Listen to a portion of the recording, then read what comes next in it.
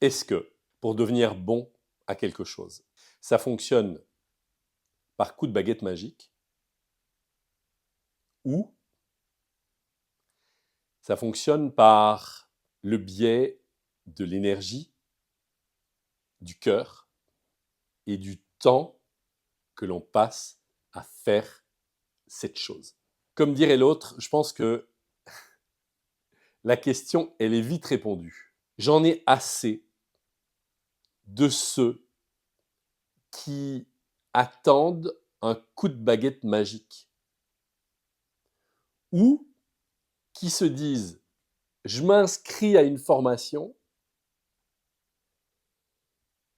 qui est par exemple d'un niveau 1 et de se dire à la fin de ce premier niveau qui a juste permis une chose, c'est d'enlever les tonnes de croyances, d'enlever des tonnes de gravats, de poussière, d'éducation, de croyances limitantes, d'empêchement d'avancer.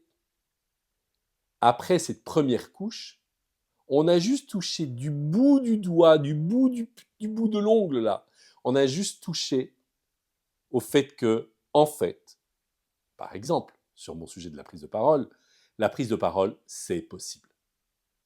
C'est un truc que je retrouve beaucoup pour le moment. En Belgique, ma sensation est que les gens se contentent de peu.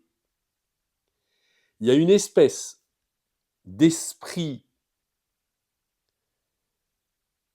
ça a peut-être des côtés positifs à certains moments, qui est que je fais évidemment de la caricature absolue et du, et du stéréotype, mais les Belges veulent pas prendre trop de place. Euh, les Belges sont quoi? Ils sont modestes, ils sont sympathiques. Sous couvert de modestie et de sympathie, on se contente de peu. Et quand j'ai des clients qui, juste parce que ils ont trouvé où ils éprouvent moins de trac qu'avant, ou que, ah, mais en fait, moi aussi, je peux y arriver,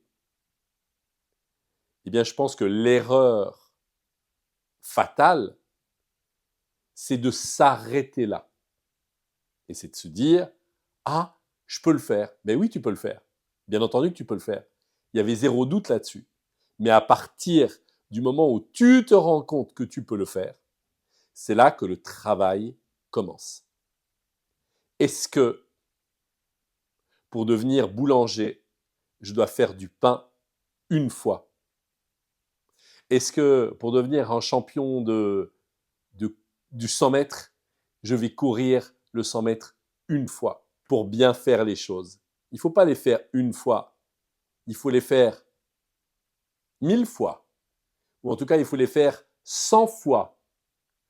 Il faut les faire, être accompagné, recevoir du feedback, être coaché dessus et recommencer. Être accompagné, recevoir du feedback, être coaché dessus et recommencer. Être accompagné, recevoir du feedback, être coaché et recommencer. Et donc, les gens qui s'imaginent que d'avoir fait la chose suffit pour maîtriser un art, eh bien, c'est un leurre total.